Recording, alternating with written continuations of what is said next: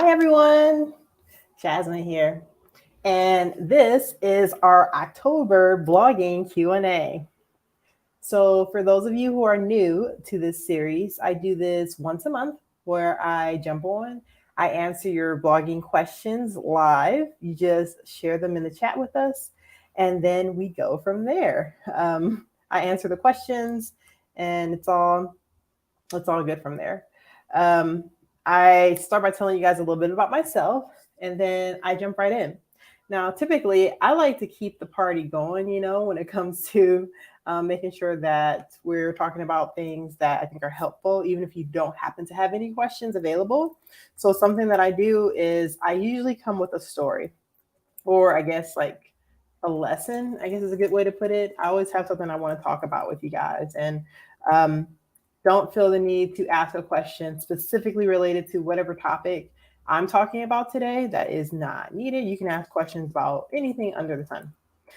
Give me 1 second. I'm just getting something ready for you guys because I have a big treat in mind for tonight's topic. Okay. So give me one moment here. Where did you guys go? There we go. Perfect. All right. So let's get started. I'll start by introducing myself. I'm Jasmine. Hi. I have been blogging for about 11 years now, which is so crazy to believe. I started a blog called Miss Millennium Magazine over a decade ago. It taught me a lot about blogging, things to do, things what not to do. And I have created other blogs since then. I have a blog currently called Blogging Money Life, where I like to talk exclusively about blogging as well as finances and life, specifically my life with my family here in Costa Rica. We picked up and moved from the United States to Costa Rica, and we like to talk about our journey as well. We have a blog called Blogging Money Life, and we have a YouTube channel as well. If you're curious, feel free to check it out. Now, as I mentioned, this is a Q&A. It's live. So if you have any questions while I am talking through any of the things that I'm going to be talking about today, feel free to go ahead and post them in the chat or in the comments, and I will make sure to get an answer for you. Now, another little tidbit about me, for those of you who don't know, I also own a Facebook group called Bloggers Supporting Bloggers. And in this group, I usually have a weekly Q&A chat. So people ask questions there, and I usually try to jump in and help answering those questions. I did not do that this week, and I plan on answering those questions in our Q&A today as well, right? So I'm going to start by answering those questions that happen to be in the Bloggers Supporting Bloggers Facebook group. I'm going to do that first. And then I'm going to talk about my lesson that I have for you guys today. And I think it's a good one. Okay, so let's start with the questions that I received from Bloggers Supporting Bloggers. In the Q&A thread, here is a question I got from Katia Rocha Steele. She says, if I have a target keyword of something like lavender tincture that has great numbers, but I also noticed that the keyword lavender tincture recipe is also easily ranked for, but much lower as search volume, as well as lavender tincture benefits. Should I make my permalink lavender tincture recipe benefits to try and rank for them all, or stick with the main target keyword alone in the permalink and target those other keywords in just the content? I don't want to water it down by adding other keywords that are worth much less. If it only adds to it, then it'd be fine. The content itself would include much more than just the recipe and benefits. Okay, so I think this is a brilliant question. I love the way Katia is thinking about keywords in this regard. And this is very important when it comes to your content. If you want any type of organic content coming to your blog, you want to make sure that you have good keywords that you did research on before you wrote your content. And it looks like not only did Katia do this, but she also is paying attention to how that keyword is performing and other keywords that can also help her rank. So good job, Katia, because I think that is already a great step in the right direction. Now, your question about the other keywords that are ranking, that you could possibly rank for, that you want to add to your URL. The first thing you should know is changing your slug or your URL for your blog post is not ideal, especially if you already have traffic going to it, because the problem you run into if you change the URL, all the people that were going to that old URL that you had that's ranking on Google, they're going to keep going to that. So it's good if you are going to change the URL. And like I said, I don't think it's a good idea unless you have something that's going to help benefit the traffic. You want to put some type of redirect in. There's actually a plugin called Redirection. It's free. And anytime you can turn it on, so anytime you change a URL on your blog, it automatically redirects people from that old URL that they're going to the new one. So if you must change it, that's the way to go. My thought is, if you're already getting traffic to this blog, don't do it, because it can affect your ranking. All that traffic that you were getting before, you could possibly diminish it. Another thing, if this is an article that's in your top 10, like if this is one of your top articles right now on your blog, I wouldn't change anything on it. And the reason for that is because any changes you make to your article can lose you traffic. And if it's one of your top articles that possibly loses you traffic, it can mean all of your traffic on your site taking a downturn. All right. So if this is one of your top 10 articles, which you didn't specify whether it is or not, I would recommend leaving it alone and then focusing on something else, something that may be just starting to turn around for you, or that used to do well and isn't doing well right now. I would say focus on those articles and getting those updated, as opposed to an article that's already doing well on your blog.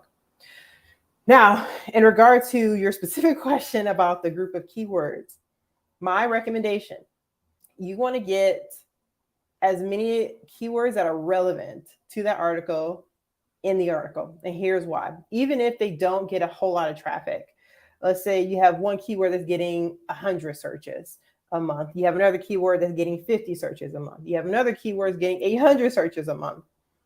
All those little searches that seem like, oh, those wouldn't make a big difference for me, they make all the difference. And I'll tell you why. My top article I have on Miss Millennium Magazine is best careers if you want to make money with in the beauty industry. And I would have thought that this would be an article that I would rank on the first page of Google for. But the reason why we rank on the first page of Google for it is not because I found the magical keyword to get all of this traffic. It's because it ranks on the first page of Google for over 25 different keywords. And some of them are like stupid keywords, like 50 searches, 20 searches, 80 searches, like a very short number of searches per keyword. And it does really well for me. Oh, Tawny and Luke says, hey, Jasmine. Hi. Thanks for coming by. So going back to what I was saying, those little keywords, even if they don't get a huge search rank, still pay off. And it makes a big difference when you have the ability to show for many searches instead of just one. And then another benefit too is, what if one of those keywords dies? What if people just stop searching for that main keyword that you've been looking for? Now your article is also going to die as far as like getting organic traffic. So having more keywords that you're actually ranking on the first page of Google for is even better because of that. Even if it's only 50 here or 20 there, it still pays off. So I hope that answered your question, Katya.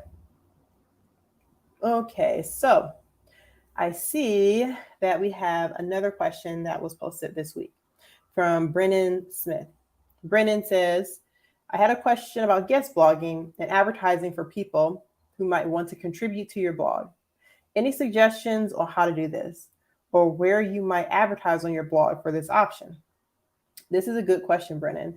And I can answer it for you because this is definitely something that I have done in the past. For our site, Miss Millennium Magazine, we accept the guest posts. And it's because the more content you're publishing on your website, the better, right?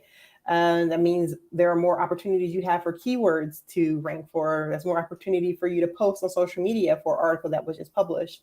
So getting guest posts on your site, I think, is a great idea if your goal is to grow and to get more traffic to your blog. A couple of things before you start accepting guest posts, you want to make sure you establish some guidelines. So I tell people, hey, we don't post about gambling. We don't post about payday loans. We don't post about these topics. So make sure you have those things in mind as far as what you will say no to, because they will come around. So that's the first thing. The second thing I would make sure you let them know is here are the topics we do post about. Here are our categories. Here are the type of articles that go in these categories. If your article does not fit within one of these categories, it's not a good fit for us. And that's going to save you so much time going back and forth and emails with people as far as the type of content that you're willing to accept. Now, how do people know that you're willing to accept content? The place I would do this, what I did on my site before, is I just made a page on my website that said, hey, we're accepting guest posts.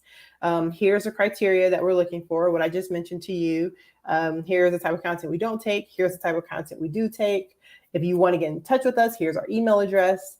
And then I also include a link to our style guide, which is something else you want to make sure you have. A style guide should include things like, here's the tone of voice that we have for when it comes to our content. You also want to include things such as, here is the word count that we usually have. We have a word minimum or word maximum. Here are the elements that we typically include in our articles. Here is the layout of the type of articles that we write. Here's the audience that we talk to for our content. So it's good for people to know those things, because you don't want them to write something that is doesn't fit in with the content that you're already creating. So that is how I would go about doing it. And it has worked out for me pretty well. I was accepting guest posts, and I made that page. We created social media images, and then I started sharing the social media images on our Facebook page, our Twitter page, letting people know that we're accepting guest posts. And it did so well, we had to turn the page off. We had way too many people who wanted to write guest posts for us, and we couldn't keep up with getting back to them and being able to schedule their content out. So that's just a suggestion that I would say. There are so many people who are willing to write content for you. And get their name out there and possibly have links back to their website or whatever the heck they want to do. But free content for you is great. So yeah, that would be my suggestion on how to do that. And I believe those are the only questions we had this week. And I think they were really good questions in the Q&A thread. Like I said, check out our Blogger Supporting Bloggers Facebook page.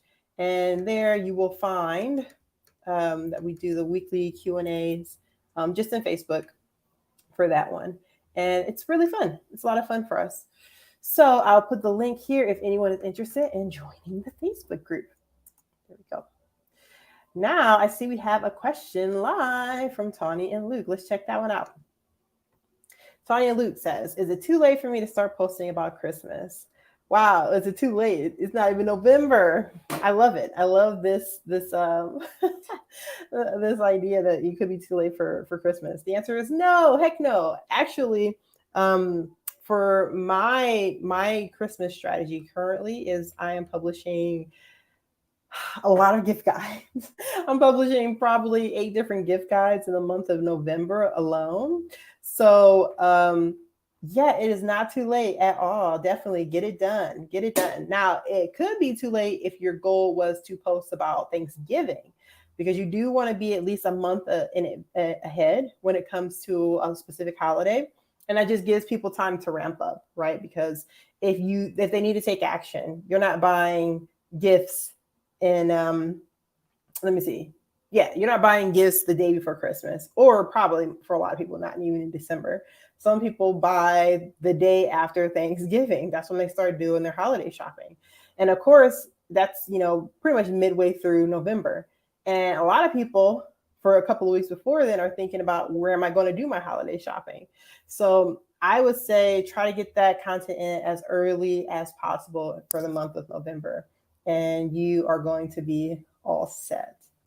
Nice. Tony Luke says, I'm going to do gift guides. Awesome. Really good. Gift guides are amazing. I look forward to looking at gift guides because I'm always searching for stuff like best gift for my friend who just bought a house, best gift for my sister who just had a baby, like those type of things. Like, I look forward to those those very specific gift guides. So it's really good for you to make sure you're paying attention to any type of specificity that you can get in with your gift guides. Nice. Oh, another question. Are you still using Tailwind? Man, it is so funny you asked that question because I've been on the fence about Tailwind for a while now. And I'll tell you why. Because I'm not seeing as much traffic from Pinterest as I used to get. And I'm still getting a lot of traffic. Don't get me wrong, I'm getting a ton of traffic from Pinterest when it comes to my older blog. For my newer blog that, I just started last year, it is so hard to get in and to try to generate traffic when you're a new blogger on Pinterest these days. I'm not going to lie about that. But what I will say is when it comes to Tailwind, I feel like Tailwind communities is like the only way to like drive traffic to your content from Pinterest. So if you're going to be on Pinterest, my thoughts are you want to be in Tailwind communities because they still work. There's still a ton of people in them. There's still a lot of active ones, and there's still a lot of accountability. Something I love about Tailwind communities is if you share something, you have to share something from someone else. And if you're not, the owner of that group can kick you out of it. Now, we used to do this with group boards on Pinterest, but Pinterest made it incredibly difficult to be able to communicate with people to join different group boards. And it seems like they're kind of like pushing away from doing that altogether. Although I still see group boards out there, but they're just not as popular as they used to be. So Tailwind communities is the way to go. I just started incorporating Tailwind communities in with my newer blog, just because it was something that I wasn't sure if I was going to do. But when I looked over my traffic for Miss Millennium Magazine to see how it was performing, and I noticed that Pinterest is still my number one social media account compared to all my other social channels. So for that reason alone, I thought it was a good idea to continue on with it and to give it a try for Blogging Money Life. I will probably update you guys next month on if it works still or not, or if I'm going to kick it to the curb, because I feel like there's a lot of people who are still on the fence about Pinterest and Tailwind, which, at one point in time that is like, how could you blog and not have those two things? So it's just crazy how much the winds change with blogging. But at the same time, not. Things change every single day. People make dumb changes on their platforms, Pinterest. And and it forces us all to kind of shift to a different direction. So great questions. I love them. Now, for those of you joining, feel free to continue to ask questions in the chat here. I am going to get on to the next segment here of my Q&A, where I teach you guys something really cool. Now, something I've been thinking about lately, and this is something that I have been talking to my team about at Blogging Money Life, and we're really excited about it, is sponsored posts. Now, I know many of you have heard me speak about sponsored posts in the past, why they're cool, why they're important. And for those of you who have never heard me speak about sponsored posts, just a little overview of what it is. It is pretty much when you work with a brand who says, hey, Jasmine, I like your blog. I like your audience. I would love for you to talk about my company on your blog, and I'll pay you X amount of dollars to do so. So that's pretty much what a sponsored post is. What's cool about sponsored posts is you get paid up front, right? You get one large lump sum, is not conditional. You don't have to worry about people clicking a link or purchasing anything in order for you to still get paid. So that's cool. I also like sponsored posts because it does challenge you a bit. You go from like being able to write about whatever the heck you want to now you have a team of people who are saying, here are the things that we want to include in the content that you're creating for us. But so you do get to flex your muscles a little bit there as far as like being able to learn, being able to work with others in a professional environment, and also just being able to build your portfolio. Like, hey, I got to work with this cool company that a lot of people know about. So those are all some great reasons to do sponsored posts. Another cool reason to do sponsored posts, you get a lot of free cool stuff. Like I have gotten, what have I received? Printers, mattresses, a computer, a free trip, a couple of free trips, actually, free stays, and of course you get paid cash on top of all of this too. And I've got to try a lot of cool things too. I've had digital cameras, just a number of things. There's so much cool stuff you can get doing sponsor posts, and then getting paid to get that cool stuff, take pictures of it, do a video of it, and then, talk about what your experience was with that product. And then it helps your audience too, if it's a great product that you think that will benefit them. So sponsor posts are where it's at. It is my bread and butter. I love doing them because they're just enjoyable. You can get paid a lot of money to do just one sponsor post, depending on your traffic and everything. And it's a great way to make money with your blog. I know for me, when I first started blogging, this was the first way that I made money with my blog. So you don't have to have a huge audience to make money with sponsored posts. You just have to make sure that you have your blog in a nice steady state where you are writing content consistently, whatever consistently means for you, whether that's once a week or once a month or whatever that may be, as long as you're keeping a consistent cadence with your content and you have the basic blogging pages up. Basic blogging pages mean you have a finished homepage, you have an about page, you have your categories set up. What else? And then you have a contact me page. So I think as long as you have those things, you're writing content consistently, you have social media channels that you're posting on regularly, you can start pitching for sponsored posts. All right. Now, there's a couple of ways to get sponsored posts. The first is that you can apply for opportunities on sponsored post networks like IZEA or Clever Network or Massive Sway. Those are just a few of my favorites. Or you can pitch a brand. You can say, I want to do something with Adidas. I'm going to send them an email and tell them that I need to work with them and here's why they should work with me. Easier said than done, right? But the first thing that I hear from people who, especially if they're a newer blogger, is how much should I be charging, right? And that's what I want to talk about today. I want to talk about how to know how much you should charge for a sponsored post opportunity and what criteria goes into coming up with that decision. Now, I'm going to share my screen with you guys because I want to show you something that I put together for this specific purpose. And what this is called is the Sponsored Post Pricing Toolkit. Now, this is a product that I created, and it's a toolkit of different tools that you guys can use to come up with a price to charge for your blog. And on top of that, being able to pitch. So I'm including a link to my Sponsored Post Pricing Toolkit in the chat here. Feel free to check it out while I'm going through everything here. But I'm just going to walk through what all is included there and also talk about how I figure out how much to charge for a sponsored post opportunity. All right. Now, let me make sure I'm sharing my screen so that you guys can see it. There we go. So this is everything that comes in the Sponsored Post Pricing Toolkit. Let's go over it, all right? Now, I have a video here. It's about 25 minutes where I show you step-by-step how to use the Sponsored Post Pricing Toolkit calculator.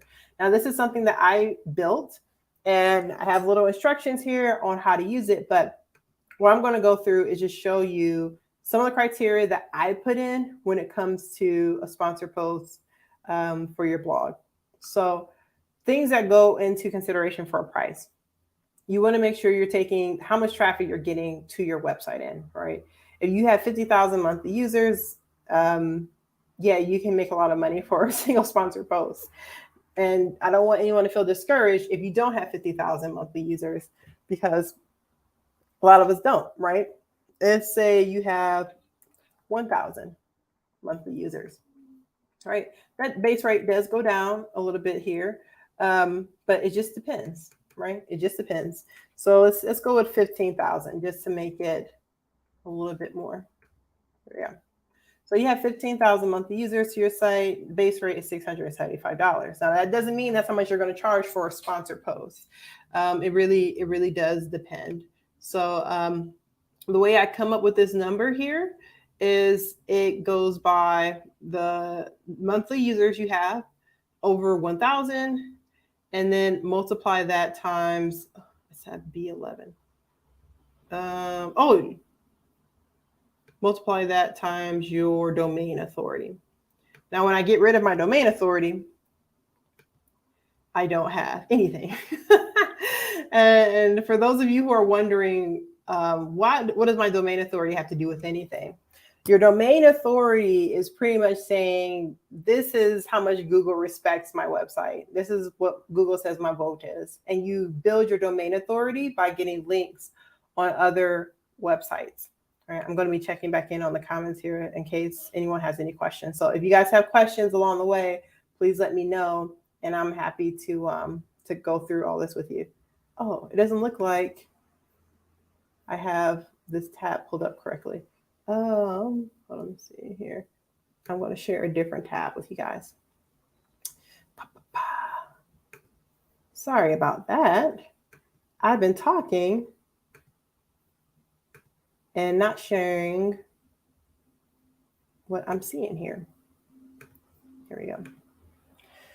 So here we go. This is what I was trying to show you guys, my sponsor post pricing toolkit calculator. And this is a calculator that I put together that shows you how much you should be charging. So I was talking about the monthly users. You put this in, it gives you a base rate, but it's all depending on your domain authority. So if your domain authority is like 10, then that is playing a role into what your base rate is going to be. All right. Now, the other part that plays a role here, your Facebook followers, as well as your Instagram followers, your Twitter followers. I'm just going to play with some of these numbers here. Let's say we got 500 for Pinterest, average YouTube video views. Now, if you don't have a YouTube channel, that's okay. You can put a 0 here. So that's all right to keep that. Email subscribers, 500, say that, open rate, 22. And this is a percentage. So you put that in and you have some base rate numbers. Now, these seem really low, right? You're thinking like, oh, well, my blog kind of sucks. I don't have any traffic. No one's interested in my content.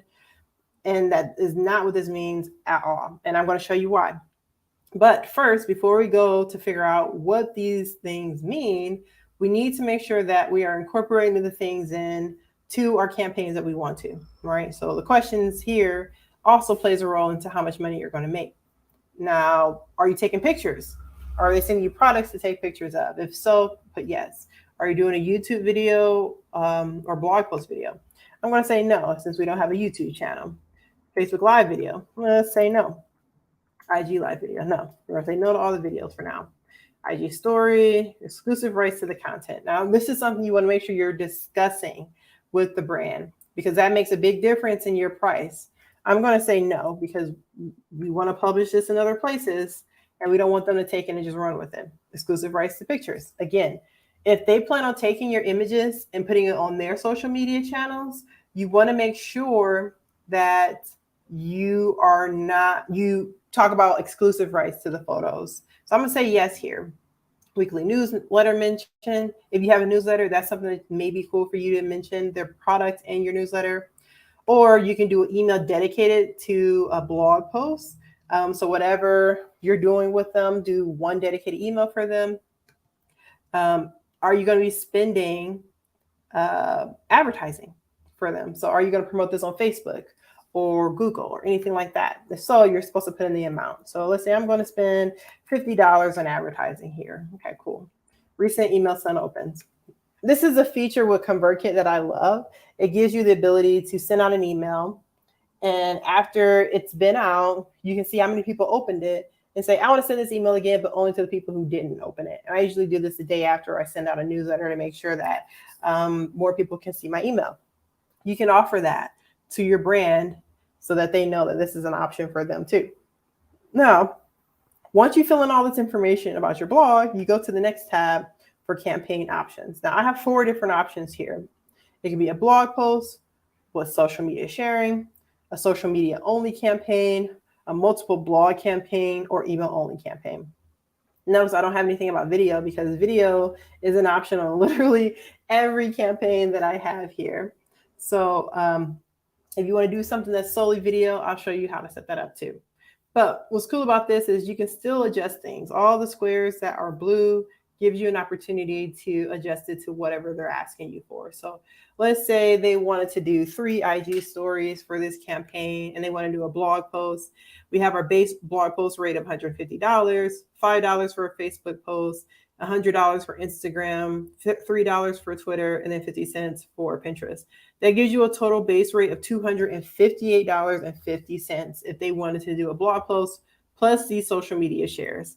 So even though that number seemed like it was pretty small when we were looking at that base rate, all of a sudden it just got up there, right? As far as how much money you can possibly make based on this criteria that I put in here.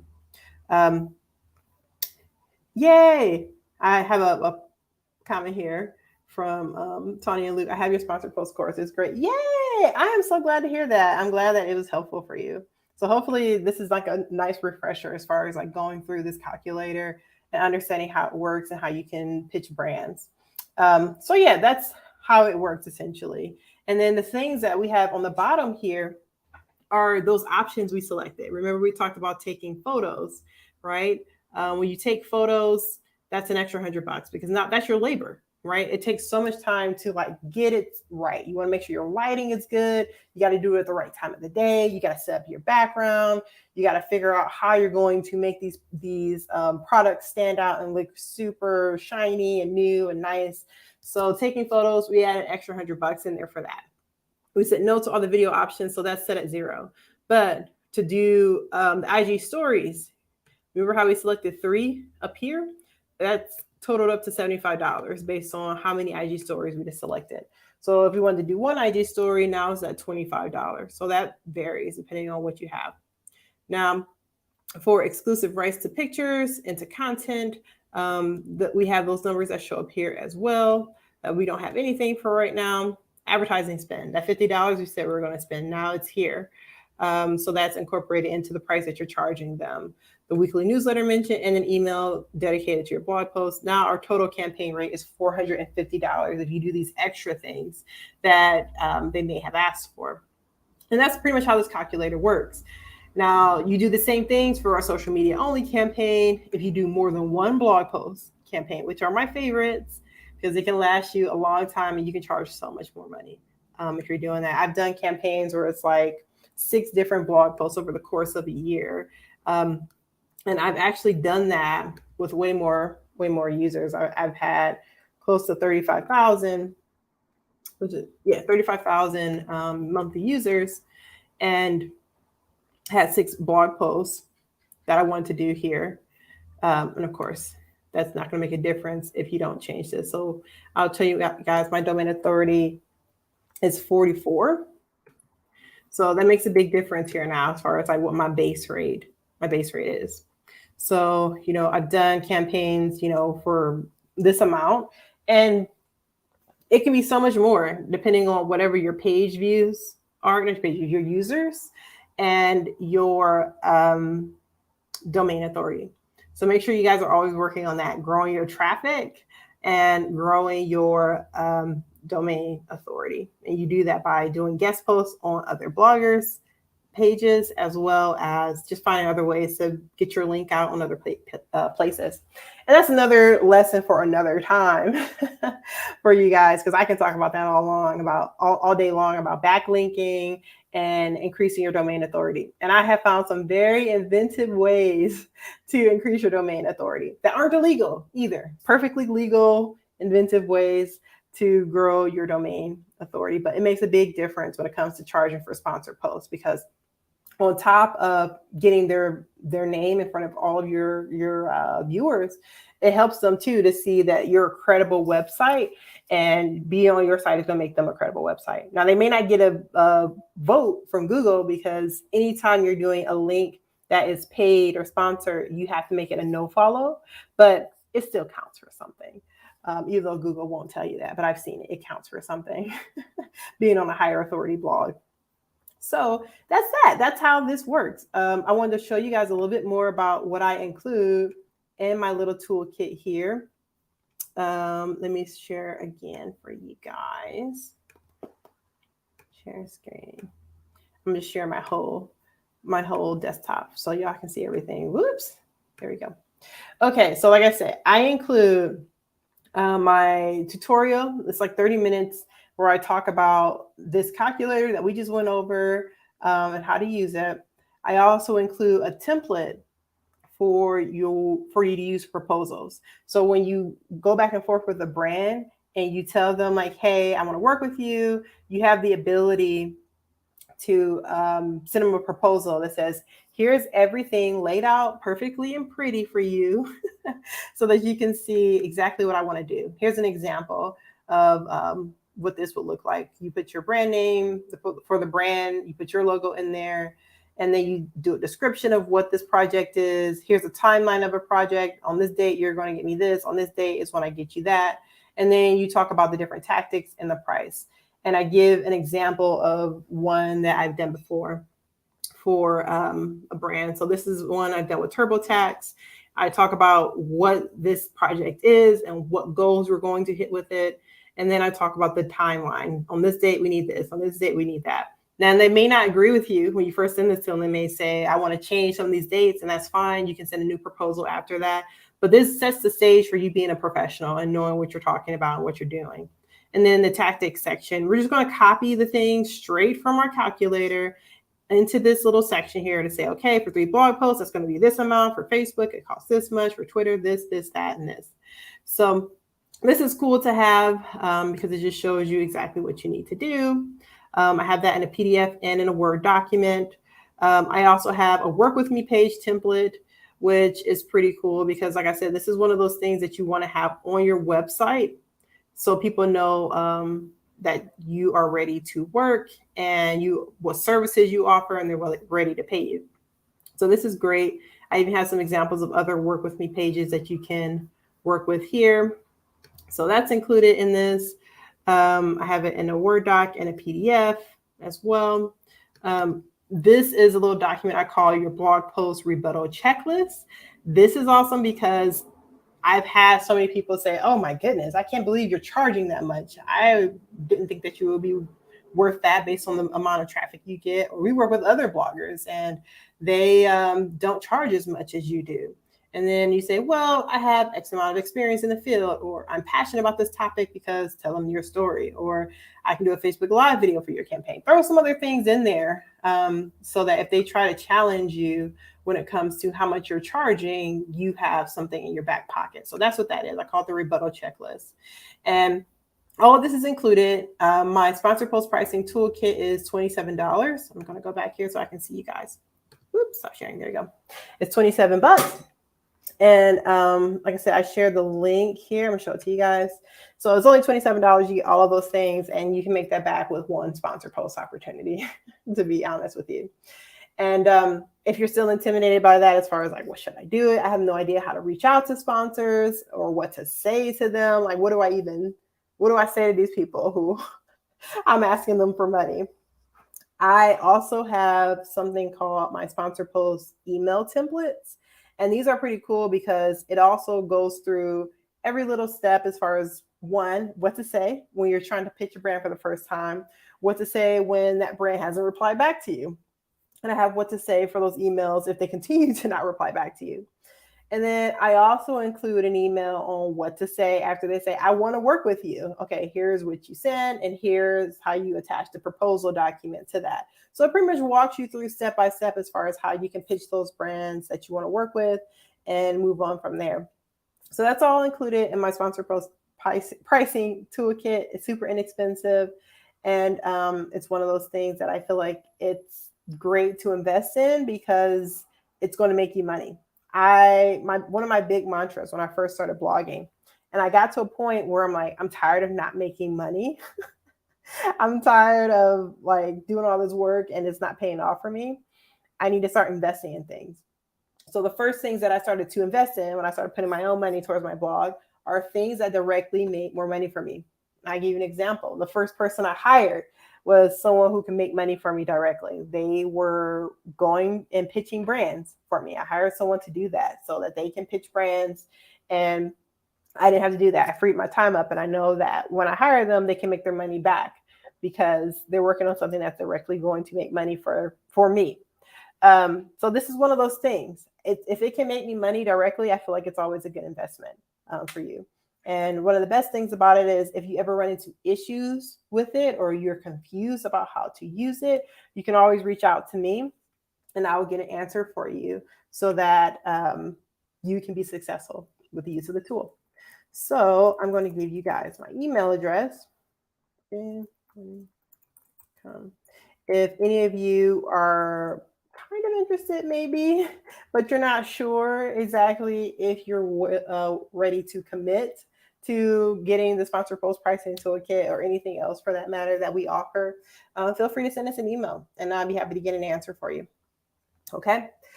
All right. So what else do you guys have for me? Do you have any questions? I see I have another message from Tani. Yes, it's so helpful. Your blogging money formula course has all of this and more. Yes, thank you, Tani. Man, you're out here being my cheerleader and stuff. And I'm so glad it's been helpful for you because it's something that I put a lot of pride in. I think it's something that's useful for any blogger, no matter like what your traffic is that you have, or if you just started last week, it's a good beginner course as far as here's how you establish your blog, right? So that you can start making money as soon as possible. Now, here's how you make money. And I do think sponsor posts are a nice, easy way to make money, even if you don't have a whole lot of traffic. I like affiliates because affiliates pay you, right, over time, even if you write one piece of content. But the thing with affiliates is it takes so much knowledge. Like it is so difficult to like get into affiliates. It took me years to finally take enough courses to understand how to make money with affiliates. And even with that, it's so nuanced between what product you choose, what your niche is, what the keywords are that are available for that specific affiliate program, that it's not always a hit. Sometimes it just doesn't perform the way you expected it to. Even if you did everything you did for the last post, that did perform well. So that's my thing about affiliates. Products are also a great way to make money, but there's so much time and effort and knowledge you have to make a product. I've had many products before the ones that I have right now that failed. And it hurt. It hurt a lot because you put so much time and effort into creating something, but if you don't do enough research on what your audience is looking for, then it can just be a waste of time for you. And I've seen a lot of bloggers have a failed product and then they don't get into blogging anymore. That's their cue to get out of this completely. And I hate to see that. But sponsored posts, while it's not something that is going to make you money long-term after you write, a sponsored post opportunity, it is something that you can make it regular enough that you're making good money, right?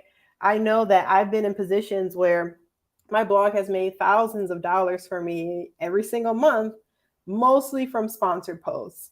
And that's just because if you have a nice schedule where you're pitching brands regularly, like, okay, I'm going to pitch 10 brands this week, I'm going to pitch 10 brands next week, eventually someone is going to reply and you're going to have an opportunity to make money through those brands that do reply.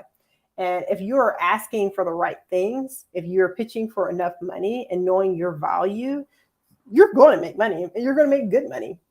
So that's my spiel. I hope it was helpful as far as like knowing what elements to incorporate when it comes to what price you should be charging for sponsored post opportunities. And if you guys have any questions for me, feel free to post them in the chat here. You can post them in the comments below.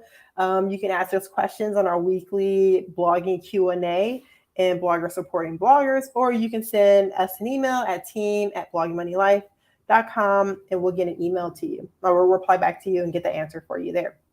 But I want to thank everybody who joined today, everyone who asked your questions, the questions that were asked in the Blogger Supporting Bloggers group.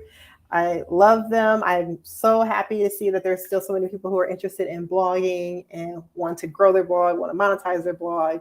You are my people. And I'm looking forward to doing this again with you guys next month. So I'll see y'all next month in November, last Wednesday of the month, as per usual. And I will catch you guys next time. Bye.